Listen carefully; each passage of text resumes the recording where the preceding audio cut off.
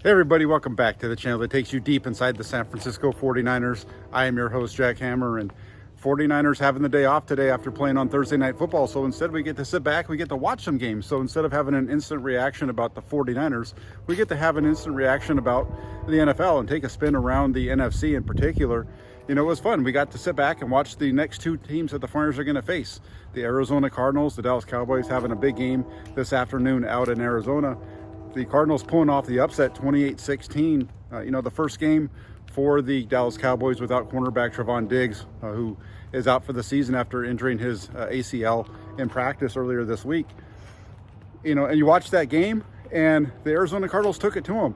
And the biggest thing coming out of this one for the 49ers, I think, is you go into this game now on Sunday, you're not overlooking the Arizona Cardinals. You look at what the Cardinals have done the last 2 weeks in a row, especially getting off to quick starts, in the game against the Giants 2 weeks ago, the Cardinals scoring 20 points in the first half of that contest. This week, they go out against the Cowboys. They put up 21 in the first half. And again, 28-16 win. Get a big interception in the end zone at the end.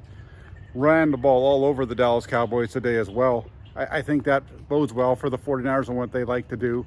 49ers have a better passing game as well than Arizona. So I think you look around and you look at this game, from the 49ers standpoint, there's a lot to like about it in terms of these next couple of weeks. You just need to make sure if you're the 49ers, you go out on Sunday against the Arizona Cardinals and you take care of business. If you come out and play the way that you play, start fast, don't let them get into a rhythm. I think the 49ers can dominate that game. It's just a matter of being under control in the beginning, letting the game come to you, and then taking it to them. The 49ers are the better team overall.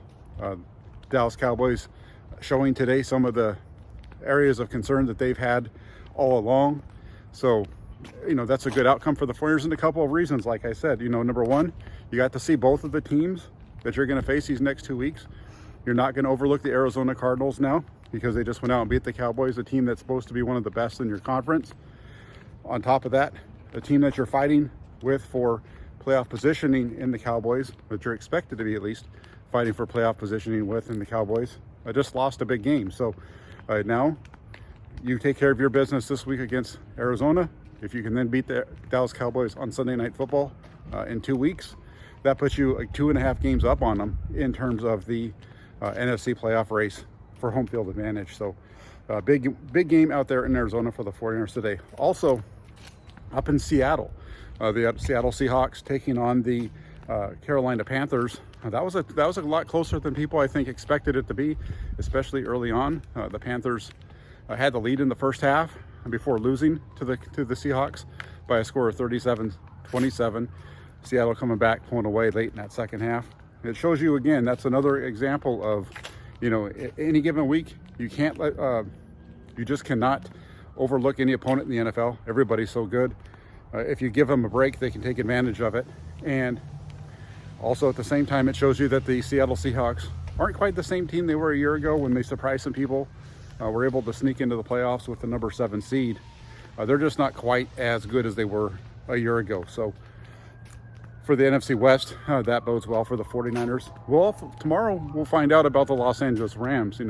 Rams gave the 49ers a good game last week down at SoFi. Now they travel out to Tampa Bay. This is a game I'm excited to see because it's going to tell us a little bit about who the Tampa Bay Buccaneers are. Are they for real? The Buccaneers right now coming to this game 2-0. If they can win tomorrow night against the Rams, they will they'll move to 3-0. That would be a big win for the 49ers, and that it would be a loss for the Philadelphia Eagles.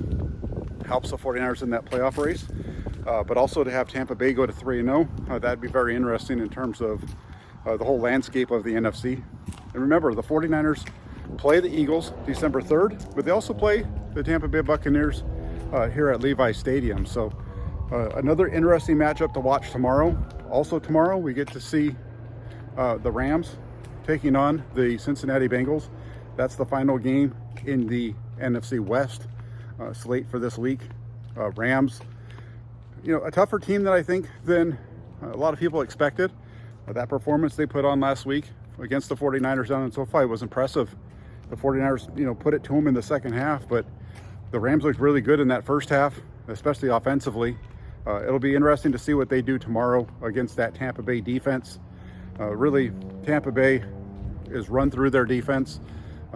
Baker Mayfield doing a good job on that offensive side for the Buccaneers.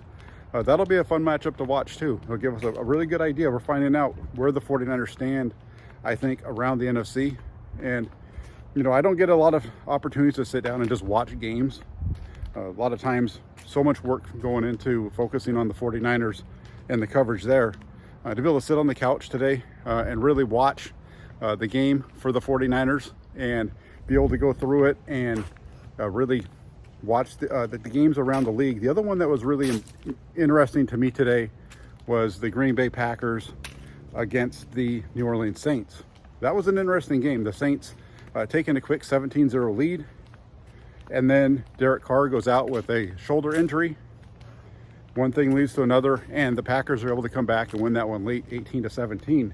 You know, during the game, my thought early on especially was, you know, the New Orleans Saints last year had a really good defense. Their defense was one of the better defenses in the league. We saw that actually against the 49ers late in the season out here when they held the 49ers to just 13 points. That was the second to last start of the season for Jimmy Garoppolo. And they scored just 13 points in that game, the 49ers did. And I felt like the biggest change for New Orleans, the defense was still top notch, but they had a quarterback all of a sudden. Derek Carr, not a guy that's going to, you know, set the world on fire, but a guy that makes good plays, smart with the football most of the time, and can lead a team to wins. He goes down with that shoulder injury. In comes Jameis Winston. It wasn't Winston's fault particularly, but the offense just stopped moving the ball, and Green Bay was able to come back and take that win. And I think, again, that just kind of shows you how tight everything is in the NFC. Going into that game, the Packers were 1-1. The Saints at 2-0. Now the Saints fall to 2-1. They could, depending on what happens tomorrow out in Tampa Bay, slide from, you know, top of the division out there in the NFC South to second place behind the Bucs. So the NFC, just a really tight conference, especially in the middle. I think you look at it, and if you're a 49er fan watching the games today, watching the way the NFL is right now, you've got to feel really good about where your team is. I think when you look at the 49ers and you look at their ability to put points on the board, 90 points through the first 3 weeks of the season. Now, that's nothing compared to what the Miami Dolphins did, right? Miami Dolphins putting up 70 points today on the Denver Broncos. That was just wild. 70 points, over 700 yards. The ball was it was like watching an Arena League game, the way they went up and down the field. But other than that, you know, for the 49ers, compared to the rest of the NFC, they're right there. This is, I think, the best team in the conference. They just need to stay healthy. For the most part, right now, they are healthy. They expect to get Brandon Ayuk back, I think, this week.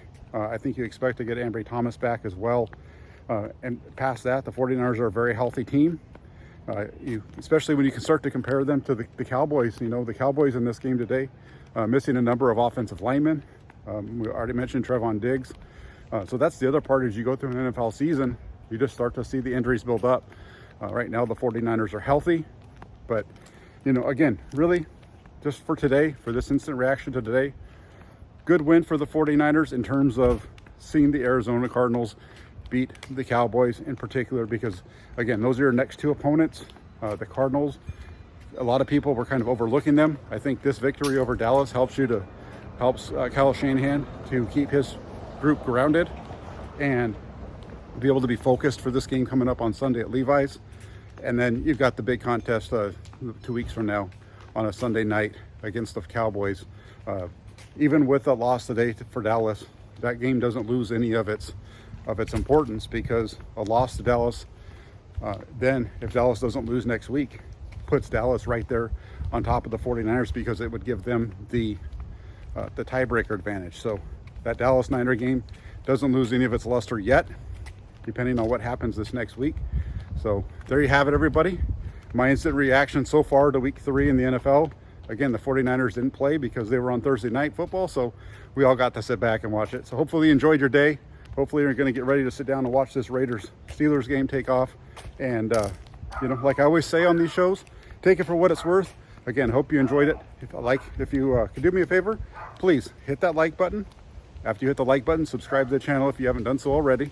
And then last but not least, turn on your notifications because you don't want to miss any of the updates right here on Inside the Farms with Jack Hammer. Have a great rest of your day, and we'll talk with you soon. Take care, everybody.